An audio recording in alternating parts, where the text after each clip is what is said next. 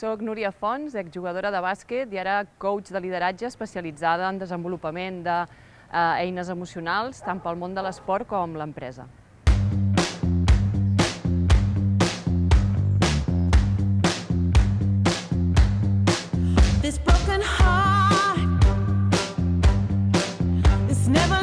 Doncs sí, va ser molt aviat, perquè jo vaig començar a jugar a bàsquet al meu poble i al cap de 2 o 3 anys ja vaig anar a segle XXI.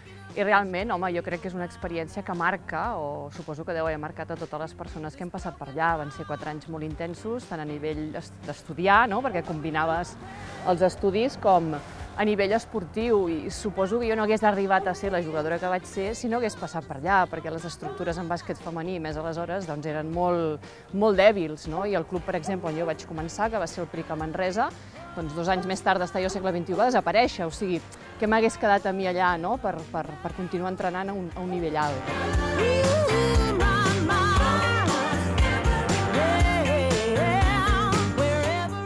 Els aprenentatges del món de l'esport, quan estàs ficat dintre del món de l'esport, potser no són tan evidents, o potser els bases més en què he après jugant a bàsquet, no en què he millorat.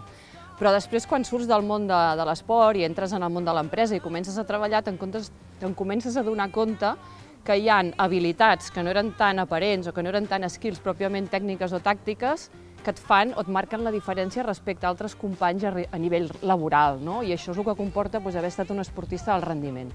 Probablement la resistència o la resiliència que diuen ara està molt enfocada a objectius i a aconseguir aquests objectius. O sigui, jo crec que són capacitats que tots els que hem estat esportistes d'alt nivell probablement ens emportem després al món de l'empresa. Jo vaig tenir la gran sort de tenir referents tant masculins com femenins. A casa agradava molt el bàsquet, sempre miràvem molt el Barça, i en aquella època era Aldi Norris, Solozábal, Epi, Jiménez, aquestes grans referents del món del bàsquet.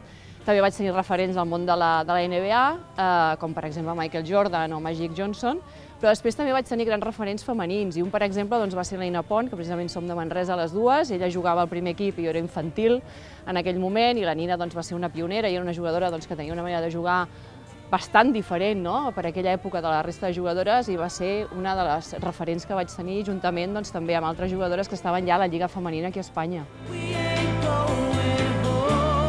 Al llarg de la meva trajectòria, tant com a esportista com professional dintre del món de l'empresa, on he desenvolupat una carrera molt àmplia en el món de les ventes i també del lideratge, m'he adonat que una de les grans mancances que hi ha és justament el desenvolupament d'eines o estratègies emocionals per sobreviure, a vegades, a certes circumstàncies, i també per treure el millor dels altres i del teu equip, i tu també gestionar les teves emocions i mirar de ser el més feliç possible dintre d'un entorn que a vegades és hostil, és molt retador i que requereix d'aquestes habilitats.